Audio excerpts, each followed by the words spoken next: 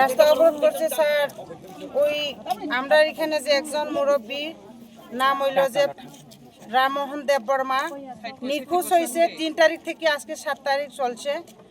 আর আমরা যে অনেক জায়গা খুঁজছে, গাড়ি ঘোড়া চইরা না খাইয়া না ঘুম আছে এমন কইরা যেন এখন পর্যন্ত কোনো খবর পাই না। আমরা মিডিয়ার কাছেও এবং ডিএমের কাছেও আমরা সাহায্য চাই, আমরা যে একটু এটা যে সলভ করিয়া দেওয়ার জন্য। যিনি নিখোঁজ হয়েছেন ওনার নাম কি? রামমোহন দেব বর্মা। উনি কি করেন? উনি এমনি গড়ে কৃষি কাজ করে, গরিব লোক। ওনার বয়স কত হইব? বয়স তো 60-65 হইব। তো ওনার বাড়ি কোন জায়গায়? বাড়ি এখানে ওই মানে এই জায়গাটার নাম কি?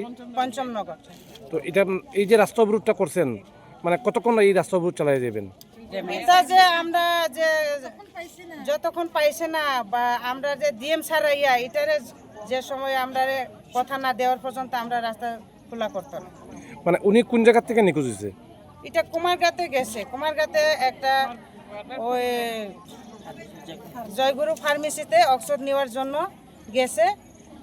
আর এখানে গেছে না, জয়গুরুতে গেছে না বলে ওই জয়গুরু ফার্মেসি বলছে। এখানে আমরা তদন্ত করছে গেছে, এখানে নাই এখন পর্যন্ত। তো আমরা কি করব স্যার?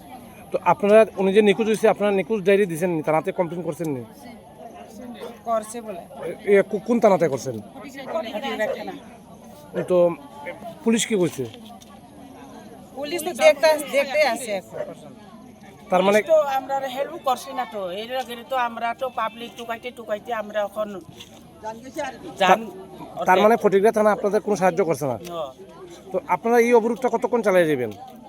আমরা যত সময় সলভ না হয়, কেউ দায়িত্ব নেই না, ততক্ষণ পর্যন্ত আমরা এটা অবরোধ করে থাকি। এই যে জায়গায় আপনারা জাতীয় সড়ক অবরোধ করছেন, এই জায়গাটার নাম কি? পঞ্চমনগর। এটা কোন ডিসি প্লিজ? মাইলং।